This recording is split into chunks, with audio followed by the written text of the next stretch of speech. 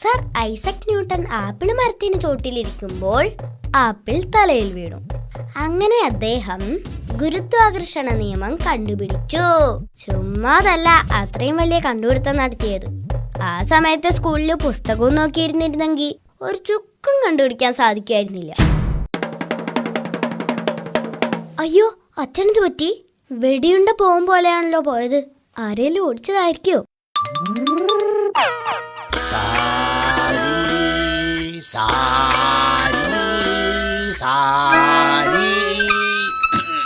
സാരിയോ? ഇനി അമ്മ പുതിയ സാരി വാങ്ങാൻ പറഞ്ഞിട്ട് അച്ഛന് വട്ടായോ?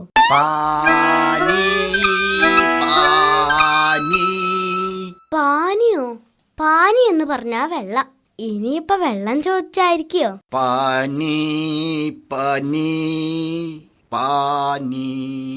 അമ്മേ, അച്ഛൻ പാനി ചോദിക്കുന്നു, എടുത്തു കൊടുക്കമ്മേ. മിണ്ടാതിരിക്കടാ, കോൺസെൻട്രേഷൻ പോന്നു. അമ്മേ, അച്ഛന്റെ കോൺസെൻട്രേഷൻ പോണോ?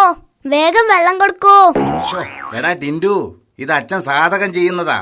എന്തോന്ന് സാധനം? ചുമ്മാ മനുഷ്യനെ പേടിപ്പിക്കാത്ത കാര്യം പറയച്ചാ.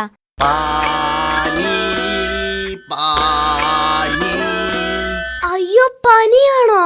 അമ്മേ, അച്ഛന് പനി. ഓ, ഇവനെ കൊണ്ട് ഞാൻ തോറ്റു. എടാ, ഞാനിതൊന്ന് പ്രാക്ടീസ് ചെയ്തോട്ടെ.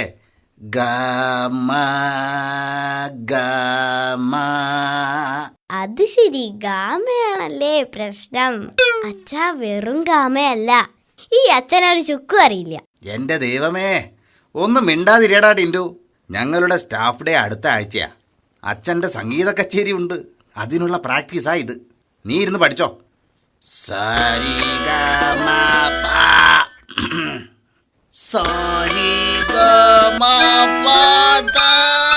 ഐസക് ന്യൂട്ടന്റെ അച്ഛൻ ഇതുപോലെ സ്റ്റാഫ് ഡേ ഉണ്ടായിരുന്നു കാണും.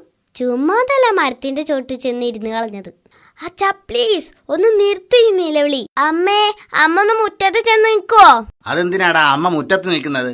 ഇല്ലെങ്കിൽ അയൽക്കാര് കരുതും അമ്മ അച്ഛനെ തല്ലി കൊല്ലാന്ന്. എന്തൊരു നിലവിളി.